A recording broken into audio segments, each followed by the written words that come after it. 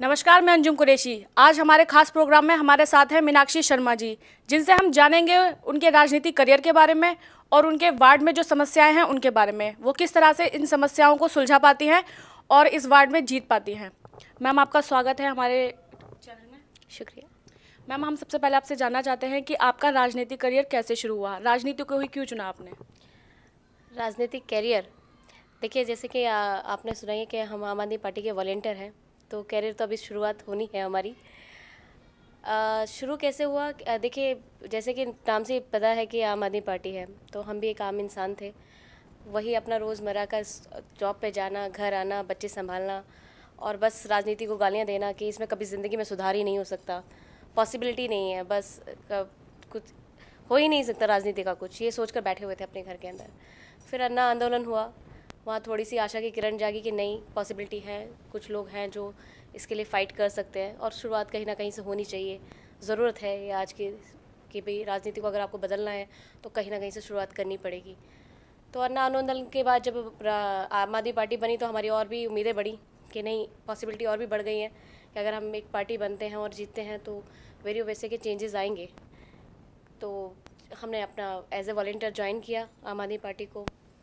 As a volunteer काम करते आ रहे हैं आज तक। पार्टी ने आज हमें ये मौका दिया है और ज़िम्मेदारी दी है कि ये जो 13E वार्ड है किशन कुंज, उसमें एमसीडी के इलेक्शन लड़कर हम यहाँ के क्षेत्रवासियों की सेवा कर सकें, उनका काम कर सकें और यहाँ पर जितनी भी समस्याएं हैं उनका समाधान कर सकें। मैम, जैसे कि आप किशन कुंज वार्ड के लिए प्रत्याशी चुनी गई हैं, तो आपके कैसे मुद्दे होंगे ताकि आप जनता को खुश कर सकें इन मुद्दों के ज़रिए और आप इस वार्ड में जीत सकें?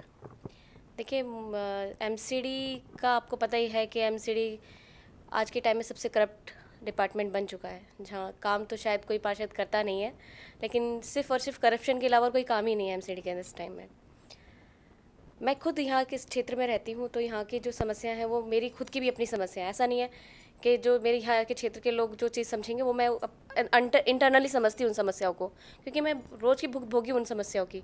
आप देखिए, आप किशन कुंज वार्ड के किसी भी क्षेत्र में जाइए, जगह जगह आपको कूड़ों के ढेर मिलेंगे, जगह जगह आपको गंदगी मिलेगी, सड़कें साफ़ नहीं हैं, लाइटें नहीं ठीक हो रही हैं, हमारे यहाँ पर पार्किंग की बहुत बड़ी समस्या है।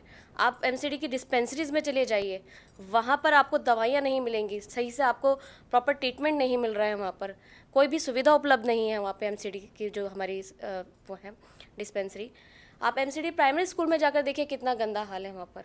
कोई शिक्षा तो सबसे मतलब हमारा मजबूत स्तंभ बनना चाहिए, और वहाँ पर ही हमारे छोटे छोटे बच्चे हैं जिनको शिक्षा मिलनी चाहिए, वहाँ पर आप उनका स्टैंडर्ड देखिए कि उनको शिक्षा मिलती है।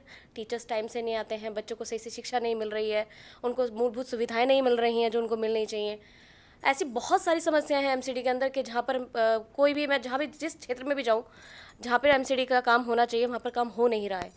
तो हमें एमसीडी में आना है और अपने क्षेत्रवासियों से ये अपील भी करूँगी कि मैं इस बार झाड़ू को लेकर आए और हमें जिताएं और इन सभी मूलभूत समस्याओं से हम समाधान पाएं। मैम, आपने जैसे कि एमसीडी की बात की, तो 2-2.5 साल हो गए हैं आम आदमी पार्टी की सरकार को। तब से हम देख रहे हैं कि कहीं ना कहीं दोनों में खींचातान चल रही है, दिल्ली सरकार में और आम आदमी पार्टी में और एमसीडी में। तो आपको लगता है कि जनता के बीच इसकी एक नकारात्मक छवि बनी है, उसको कैसे आप सही कर पाएंगी? नहीं, देखिए, हमारी क्षेत्र की जो जनता है, हमारी जो दिल्ली की जनता है, वो बहुत समझदार हो गई है। ऐसा कुछ भी नहीं है कि उनको कहीं भी ये नकारात्मक लगता है, वो सब समझ रही है, बहुत समझदार है जनता। उनको भी पता है भाई, आप ये देखिए कि एमसीडी में कहती है कि हाँ वो कंगाल हो गई है। कहाँ से कंगाल हो गई है एमसीडी?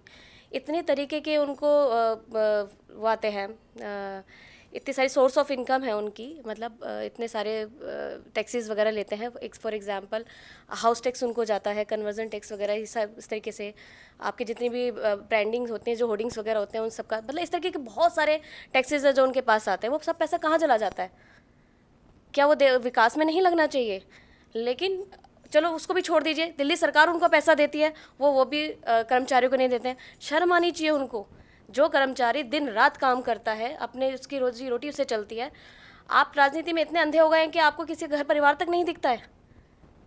आप जितना पैसा दो उतना खा जाते हैं, तो समझ में नहीं आता, डकार भी नहीं लेते हैं पैसा खा के। तो ऐसा नहीं है, जनता समझ रही है और उनको जवाब देगी ये जनता। इलेक्शन आ रहे हैं और इसके थ्रू देखना जनता उनको जवाब देगी।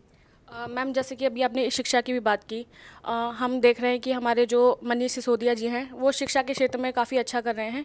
तो आपकी क्या कोशिश रहेंगी कि इस किशनगंज वार्ड में शिक्षा को लेकर क्या जागरूकता रहेंगी, क्योंकि कई बच्चे ऐसे हैं जो स्कूल भी नहीं जाते, तो इसके लिए आप क्या क्या कदम रहेंगे? बिल्कुल, शिक्षा तो हमारा, मैंने बताया ना, मूलभूत हमारा अधिकार है शिक्षा, तो जैसे कहा जाता है। और हमारे शिक्षा मंत्री सिसोदिया जी तो बहुत अच्छा काम कर रहे हैं। आप सरकारी स्कूलों में, दिल्ली सरकार के जितने भी सरकारी स्कूलों में जाकर देखिए कितने चेंजेस आए हैं। जो परिवार हैं वो बहुत खुश हैं अपने बच्चों की सुविधाओं को देखकर। वो स्कूल में जाते हैं तो चेंजेस देखते हैं। इसी तरीके से एमसीडी में अभी इस चीज़ की कमी है, और जब हम एमसीडी में आएंगे तो वही सारी सुविधाएं हम एमसीडी के बच्चों को भी देंगे। उनके लिए टाइम, मतलब उनका प्रॉपर साफ़ सफाई का ध्यान देंगे। उनके लिए किताबें, उनके लिए जितनी भी मूलभूत सुविधाएं उनको मिलनी चाहिए, उन सभी पर विशेष ध्यान देंगे हम। मैम, जैसे कि केजरीवाल जी ने चुनाव लड़ने से पहले कुछ वादे किए थे, जैसे कि युवाओं को लुभाने के लिए वाईफाई का वादा किया था, जो कि अभी तक पूरा नहीं हो पाया। इस वजह से युवाओं ने उनके घर पे जाकर अभी हाल ही में प्रदर्शन किए। तो मैम, ये भी एक छवि कुछ ठीक ठाक नहीं है, जबकि चुनाव पास में है। तो इसके लिए आपका क्या हो रहेगा? देखिए, हमने जो वादे किए हैं वो धीरे धीरे हम सभी पूरे कर रहे हैं। थोड़ा वक्त लगता है, तो समय दीजिए, वो भी वादा पूरा हो जाएगा। रही बात प्रदर्शन की, तो प्रदर्शन अगर बीजेपी या कांग्रेस जाकर करे तो उसे प्रदर्शन, वो एक युवाओं की इच्छा नहीं है, वो एक राजनीतिक इच्छा है, तो उसको तो कुछ कहा ही नहीं जा सकता है। लेकिन हाँ, हम सभी वादे टाइम से पूरे कर देंगे। मैम, हम जानना चाहते हैं कि राजनीति में आने से पहले मीनाक्षी शर्मा क्या थी? जनता के सामने वो एक राजनीतिज्ञ बनकर क्यों आई? राजनीति से पहले मैं एक समाज सेविका थी, और मुझे समाज सेवा करना बहुत पसंद था। मुझे बहुत पसंद था कि मैं कुछ ऐसे काम करूं जिससे लोगों के चेहरे पे हंसी आ सके, या मैं उनके किसी तरीके से दुख दर्द कम कर सकूं, या किसी भी तरीके से उनके काम आ सकूं।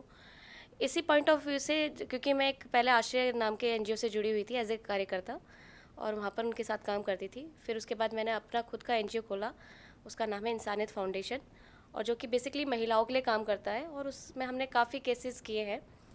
स्पेशली उसमें हम डोमेस्टिक वायलेंसेस के केसेस करते हैं, रेप केसेस करते हैं, या किसी भी तरीके की कोई समस्या अगर महिलाओं से जुड़ी हुई है, हम उसको समाधान के लिए उनके हमेशा तत्पर हैं। मेरी एक टीम है जो मेरे साथ काम करती है। मेरी टीम की सबसे अच्छी खासियत यही है कि जो हमारी टीम है वो बिना पैसों के काम करते हैं। हमने आज तक अपने एनजीओ में एक पैसे की फंडिंग नहीं कराई है, एक पैसे की फंडिंग, सिर्फ तन और मन से काम किया है उसके अंदर हमने। और मुझे बहुत खुशी होती है जब मैं किसी के काम आ सकती हूँ। और मुझे मौका मिला है अगर एमसीडी में, तो मैं ज़रूर इसमें समाज सेवा तो खैर नहीं कहेंगे इसको, लेकिन फिर भी लोगों के लिए बहुत अच्छे काम करने का मौका मिल रहा है मुझे, तो मुझे बड़ी खुशी होगी कि मैं ये अच्छे अच्छे कार्य करके लोगों के काम आ सकूँ। मैम, किशनगंज वार्ड के लिए आपके कोई संदेश जनता के लिए? बिल्कुल, मैं अपने किशनगंज के सभी क्षेत्रवासियों से और सभी साथियों से अनुरोध करूंगी कि इस बार एमसीडी में झाड़ू को लेकर आएँ, और जितनी भी गंदगी है उस पर झाड़ू लगाएं। तो मैम, हमारी शुभकामनाएं आपके साथ हैं, आप जीतें भारी वोटों से। शुक्रिया अंजू। तो ये थे हमारे साथ मीनाक्षी शर्मा जी। आगे हम एक और शख्सियत के साथ आपसे मुलाकात करेंगे, तब तक के लिए दीजिए हमें इजाज़त। देखते रहिए AN TV। नमस्कार।